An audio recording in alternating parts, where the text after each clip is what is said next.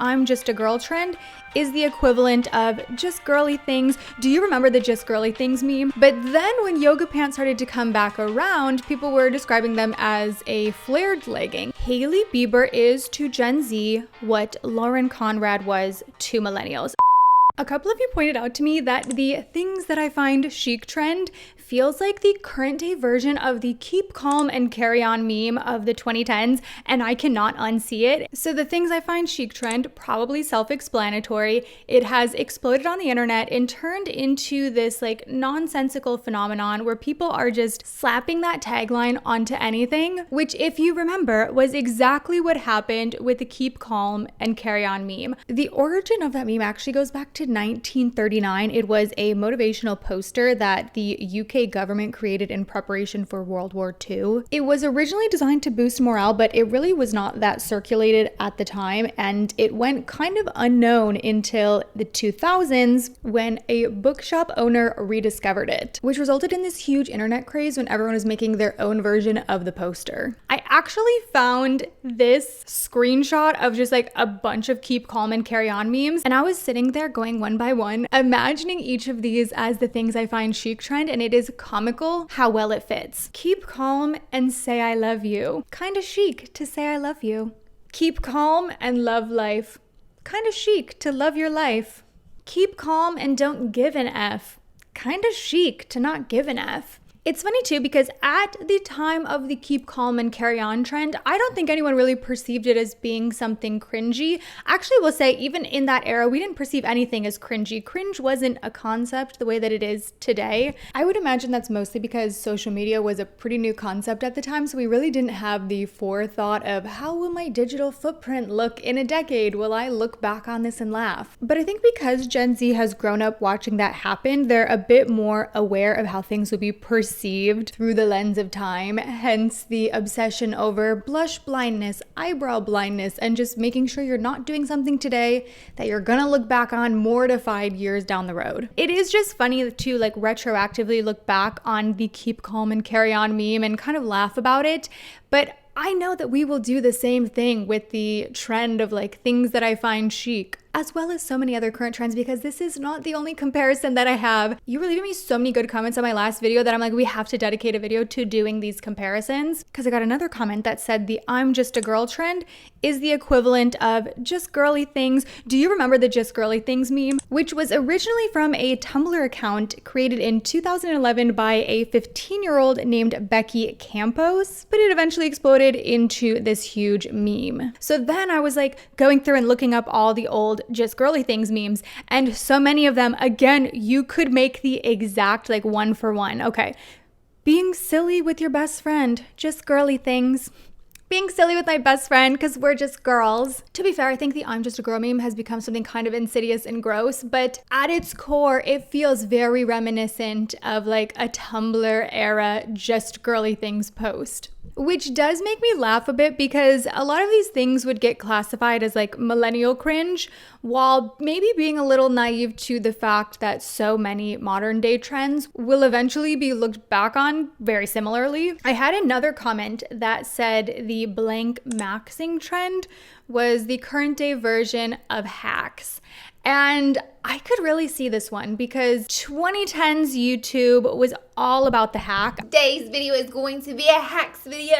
I'm here to give you some fun beauty hacks today. Some of my favorite life hacks. IKEA makeup hack. People loved any kind of hack, like eyeshadow hacks, eyeliner hacks, hack anything. And the maxing trend has really kind of morphed into that same format where essentially they are sharing hacks, but it is just sold to you under the idea of like eye maxing or blank maxing. You're not ugly, you're just not eye maxing for your brown eyes. A very recent trend rebrand was the hot girls trend, and one of you pointed this out in my last video, specifically from the "it's kind of chic to have a tummy ache" post that I shared. A few years ago, the text on screen would have been "hot girls get tummy aches." Let's do a little beauty haul. I have some new products to share that I just picked up from Quince. If you're new to Quince, they sell high quality essentials at fair prices. A few of these are restocks and a few of them are new to me, but actually when I got the package in the mail, my friend was visiting and I was doing a little haul, sharing with her what I got, and she was like, I had no idea that Quince sold beauty products. And if it is new to you as well, I'm excited to share more because what I love about buying my beauty products from Quince is that you earn up to 25% back in Quince credits that you can then use to shop on their website. And the two restocks that I picked up were the dry shampoo that I love. This is the Living Proof Perfect Hair Day dry shampoo. And I also picked up a new Olaplex number 3. This has been in my hair care routine for years and years at this point. It's a bond repairing hair treatment, which is great because I use a ton of heat and bleach my hair pretty often. And then a new to me product was this heat protectant that I picked up from R&Co because I'm actually ashamed to admit I have been out of heat protectant forever and I've been just skipping that step. And I also picked up a new moisturizer from Murad. It is their nutrient charged water gel. And so far I'm really liking how lightweight this is. I love a gel texture for my moisturizer. You can shop all these products with free shipping and 365-day returns following my links below or using the QR code on the screen. Thank you to Quince for working with me on this video, and let's get back into it. Also under the general umbrella of just like recycling trends, I have been keeping an ongoing list in my phone of things that have been renamed in the past few years. And I've just been waiting for like the right time to discuss these. And the first one obviously is flared leggings, because when I was growing up, we called these yoga pants. And then yoga pants kind of fell out of fashion in favor of a tighter silhouette all the way down, you know, the legging. But then when yoga pants started to come back around, people were describing them as a flared legging, which, to be fair, I think that's a very logical name for it. I'm really not hating on the name flared leggings. I think it sounds perfectly fine. But we once called that a yoga pant. I don't share any of these really to like throw any shade. I actually think it's kind of sweet and endearing to just like watch things come back around and we're all gonna kind of discover something. Some of them are a little annoying, like the partless slick back. This, if you remember, happened a few months ago when Kylie Jenner wore a ponytail to a Knicks game and the internet lost it, and we were seeing people describe it as a partless slick back. And to be fair, I think a lot of that ultimately was just engagement bait, because I think we know that that is just a ponytail, but for a while there it was very popular to have a part in your slick back bun or in your ponytail. So seeing her do it without a part, I get, was maybe a little bit different than what's been popular. So I guess I understand why people were calling it that. But that was one where I was like, okay, come on, that's a ponytail. Also on my list of renamed things, I wrote down clean girl. We used to just call that no makeup makeup. And I think in the beginning, the clean girl trend was maybe a bit more of a specific look, but now it just embodies anything that is like natural-esque makeup. But we used to just call that no makeup makeup. Even coming off of no makeup makeup, I will also say a skin tint, that has had such an evolution, so many different names, when at the end of the day, like a skin tint is a foundation. It is under the umbrella of foundation. I get a skin tint implies lighter coverage, maybe a more fluid, liquidy product, but like it is still a base like complexion product. Those would all just be under the umbrella foundation.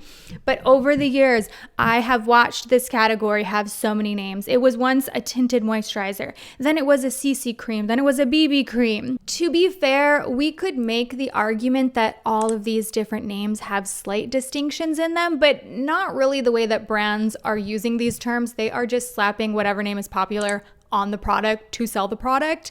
And it is just funny to watch because I'm like, we would once call that a tinted moisturizer, but now it's a skin tint, and I don't doubt that one day it will have a new name. And I'm also not naive to the fact that plenty of these things had a different name before my generation started calling them whatever they were. Like, this is very cyclical. It will continue to happen. I think that's kind of part of the fun in it. Again, this video is very lighthearted. Another one I thought of, another one that's been on my list is the belt bag.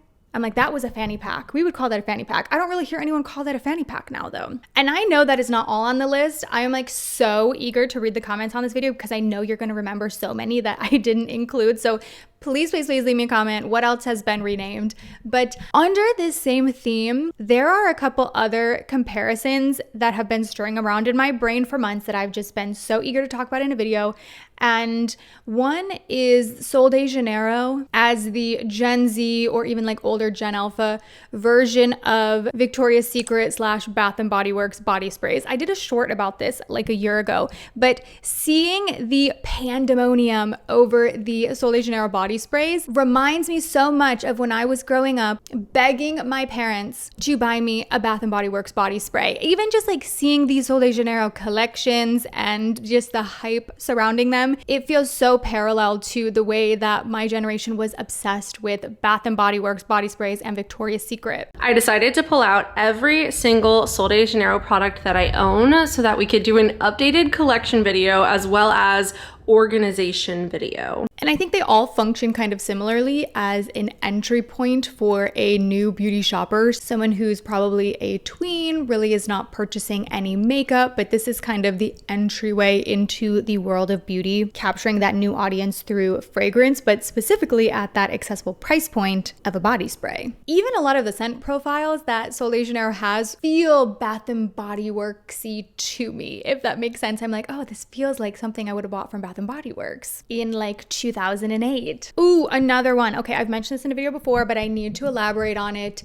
Hailey Bieber is to Gen Z what Lauren Conrad was to millennials. Okay, so think about it like this. They're both celebrities that are kind of famous for being celebrities. You know, Hailey Bieber became popular because she was the child of famous parents. Lauren Conrad became popular because she was this like cool rich teen on a reality television show. Both of them kind of were the it girls in their time, and I feel like the audience that loves Hailey Bieber very much would have been similar to the Lauren Conrad lovers of the 2010s, where both of these girls, no matter what they wear, it becomes a trend. People view them as style icons. I remember for myself falling so deep into like a headband obsession because I was obsessed with Lauren Conrad when I was in high school. Part of that probably was also the Blair Waldorf of it all. This was while Gossip Girl was running, so I think headbands in general were very popular at the time, but Lauren Conrad definitely helped to push that one the same way Hailey Bieber has ignited so many trends. They both also had very public feuds with another woman. I use feud loosely because I think some of these were a little bit manufactured, but there was obviously the Lauren versus Heidi of the late 2000s and the Hailey versus Selena of the 2020s, which really became a public spectacle in both scenarios. And we do not know these people's lives personally. I don't know if any of these women actually have any beef with each other at all, but it almost became this thing where the public wanted to pick a side, and that phenomenon kind of